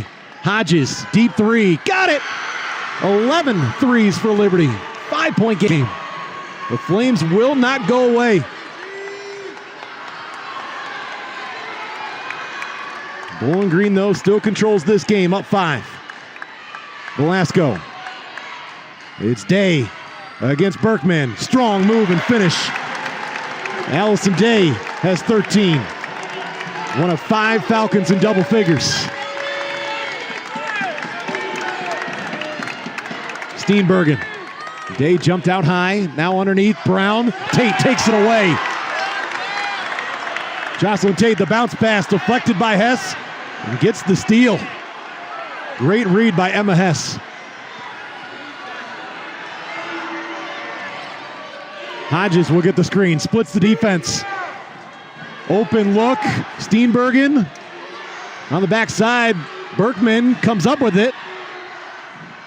Hodges, one more pass.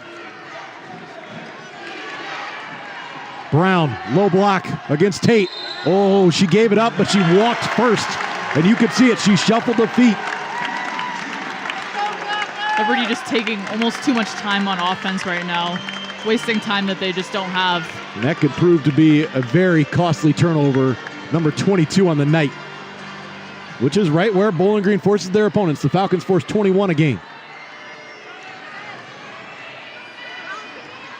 Velasco, bodied up by Hess, goes down, gets right back up. Bowling Green trying to milk the clock, see if they can get it inside of a minute.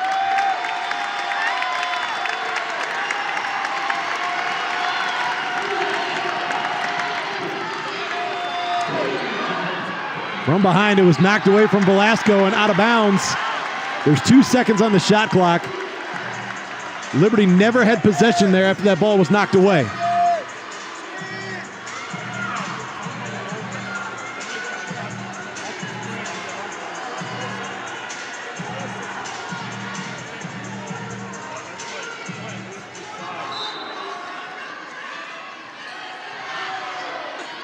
Into Velasco. Got it up. Off the back rim. Berkman's got it. Liberty's got to work quickly. Down 7. Hess, pull up 3. Not close. Liberty trying to say there was some contact on the arm. I didn't see it. Hess was just trying to get as quick a bucket as possible. See Velasco. Maybe with the fingertips, maybe.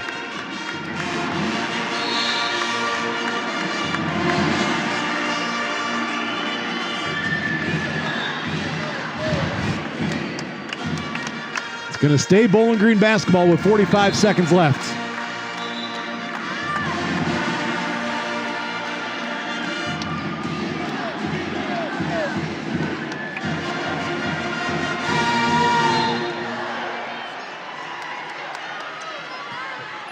Oh, a bad turnover for Bowling Green in the inbound. Steenbergen had it thrown right to her.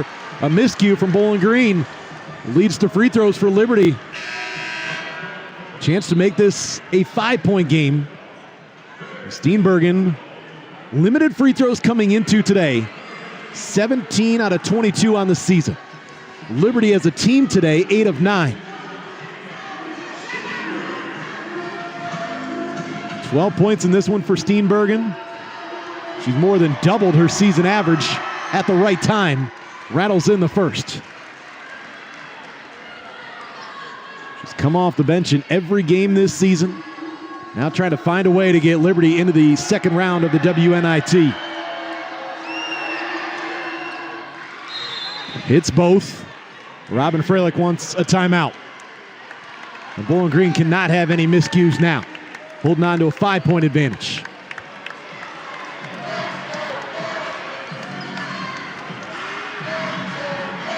If I had to take a guess what Liberty's drawing up in this huddle right now, it's something to get Steenbergen opening.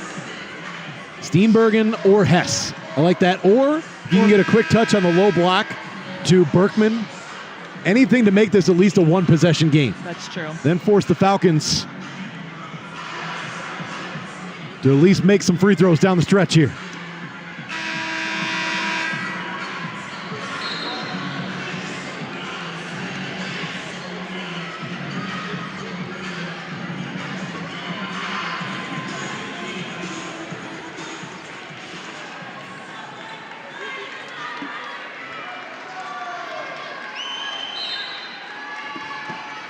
Hampton, and Brett was trying to get loose. She was held up by Hess, and Hess, that's number 3.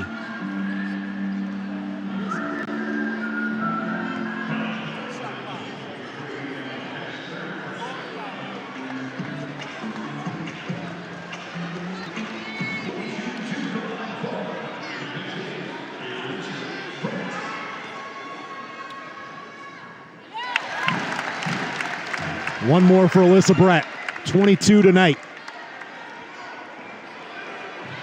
Career high for Brett is 27. That came back on February 18th against Western Michigan. The door is still open for Liberty, but not helping the cause there with the turnover. Velasco, and she is fouled. Well, Liberty has had their chances down the stretch here.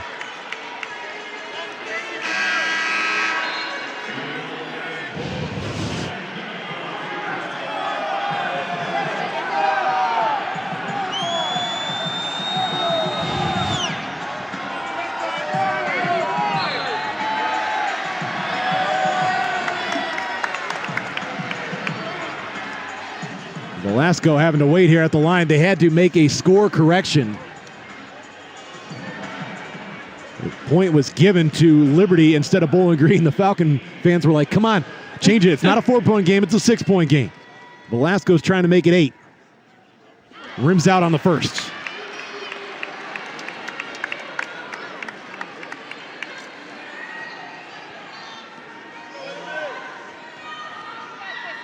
See if she can split the pair.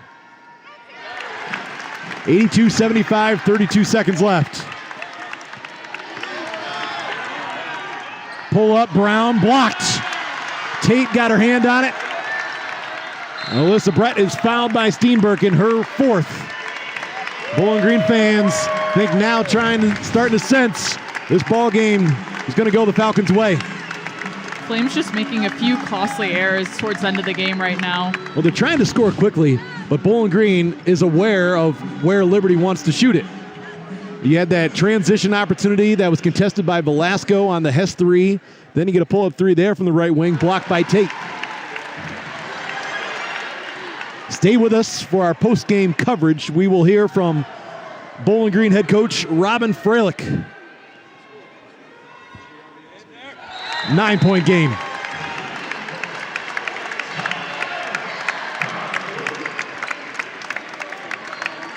Timeout called with 23 seconds remaining.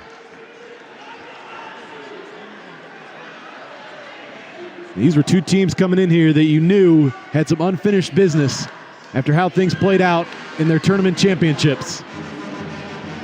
I was excited about the fact that for these two teams, there was still some familiarity given the fact that they played less than 2 years ago against one another in Annapolis, Maryland, in which Liberty came out on top 76-72. That was part of back-to-backs. Exactly, some familiarity, but both of these teams have changed and evolved a lot in this past season or year to begin. In Bowling Green, you go across the board, 5 players in double figures tonight. That was part of the reason Liberty came out on top when these two teams met back in 2021. Brett having about 1/4 of Bowling Green's points right now. 24 for Brett, 15 for Tate, Hampton 11, Fleming 12. Allison Day also in double figures.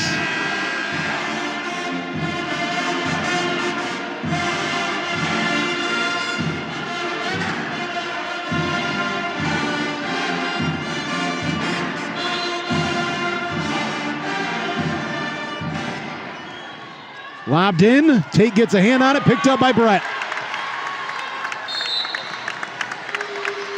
Alyssa Brett will go back to the line.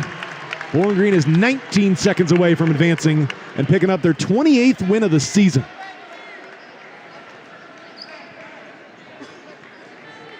Carrie Green came in here 1 win away from becoming the all-time winningest coach at Liberty in their entire athletics program with 547. And right now he's going to have to wait till at least next season. Had to spark some change in his athletes, though, at halftime. We saw pretty much a different Liberty team come out after the half.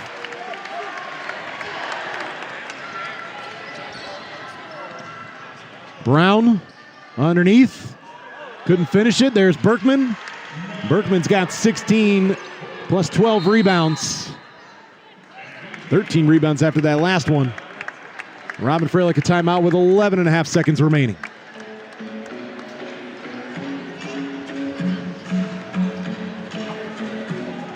Now we'll have to wait and see if Bowling Green will be here at home for their second round game. We'll await the outcome of Green Bay and Niagara. Been hearing that Bowling Green could host on Sunday, Monday, or Tuesday. Again, we have to see how everything plays out.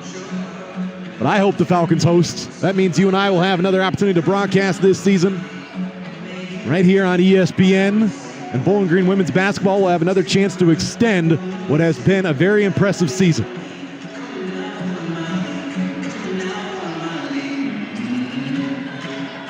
Well, you don't get an opportunity to go to the big dance after the season that the Falcons had. That can take its toll on you. How do you respond? Well, Robin Freilich's team responded right from the start. They had something sparking them after that game that they didn't want to be done yet, and that's proving tonight as soon as the Falcons stepped out on the court. They've just wanted this win. Brown fouls Brett. And Alyssa Brett, if she can knock down both here, would end up being a new career high. No pressure. No pressure at all.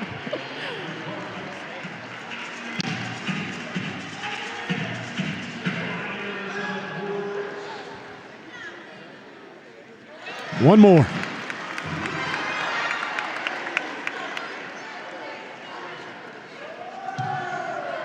Across the board, this a team win for Bowling Green. Final seconds. Hess launches the three. It's good. 7-point game, 4 seconds left. And Hampton runs away with it. Time's going to expire, and Bowling Green moving on to the second round of the WNIT. 87-80, the final. Bowling Green knocks out Liberty. The all-time series now even at 1 win apiece. Bowling Green will now await the winner of Green Bay and Niagara coming up shortly on ESPN3. The Falcons in this one led by as many as 22. That lead was cut all the way down to 5 at one point in this fourth quarter. Taking a look at some of our individual stats, I mean, we mentioned Brett, 27 points, 6 rebounds. She put together quite a game. Falling right behind her with Tate, 15 points, 3 rebounds, 4 assists. So some of these top Falcon players, but it was really everyone on the team that contributed to this win. We'll be joined here by Bowling Green head coach Robin Freilich momentarily as Bowling Green is now 28-6. Liberty, their season comes to an end at 24-9. Your final numbers, Bowling Green 44% from the field, Liberty at 50%. The Flames did have the advantage on the glass. 3-point shooting, that got Liberty back into it in this second half. They finished with a dozen threes, but points in the paint. Bowling Green battling some size here against the Flames. The Falcons plus 14 in that category, and Liberty ended up with 25 turnovers. I'm joined now by Bowling Green head coach Robin Freilich. And coach, when you come into the WNIT, this was 2 teams that have combined for 51 wins. Yeah. 2 teams that had some unfinished business. Both were 1 win away from being in the big dance. Your team, though, came out ready to go. You know, this field is really good, and we got a chance to watch Liberty. They're a really, really good basketball team. There's a reason they've won a lot of games. I thought our start was outstanding. And it's fun now too to play teams. When you're in league, you've seen each other 2-3 times, so that's a little bit of a different game. But I thought our beginning really set the tone, and they shot the lights out, and it made it a really tough game. But I thought we hung in there every time. They made a good run. I felt like we had a timely basket, and I thought Alyssa Brett tonight had a lot of timely baskets. A lot of people did good things, but it was a great win. It's really fun to be back home, and I'm excited we get to keep playing with this team. Alyssa Brett, 27 points, tying her career high, was one of 5 Falcons in double figures. This ball game at one point was a 22-point lead, cut all the way down to 5. Oh, yeah. In the end, what was the biggest difference for your team to close it out? Well, we got enough stops. I felt like even when they got hot, we made some timely baskets to stop a run. But that's a really good team. We knew coming in their size was going to be a real factor, and then they shot the lights out too. So really proud of our team for finding a way tonight.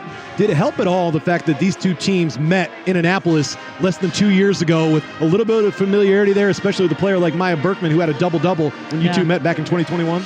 Not really. We're so different this year, so we play so different. Our defense is so different. So I think we had some familiarity with personnel, but I also knew this particular game would look different. Lastly, it was a heck of a run in the Mid-American Conference tournament there in Cleveland. But how special was it to come back home here one more time at least and have an opportunity in the WNIT? Our kids love to say it's so good to see you, and it's so good to be back home. And how fortunate are we that we've had more opportunities to play here. It's a really special place. Coach, thank you for your time. Thank you. Bowling Green head coach Robin Freilich as the Falcons advance to the second round of the WNIT with the win over Liberty. 5 Falcons finished in double figures in this one, and Bowling Green, well, their 2022-23 season continues. That'll do it for us tonight at the Stroh Center. I want to thank my broadcast partner, Samantha Momeyer, and our entire crew, our director, Brandon Walters. I'm Brad Woznicki, reminding you tonight's game can only be seen on ESPN. Your final score, Bowling Green 87, Liberty 80. The Falcons advance to the next round of the WNIT.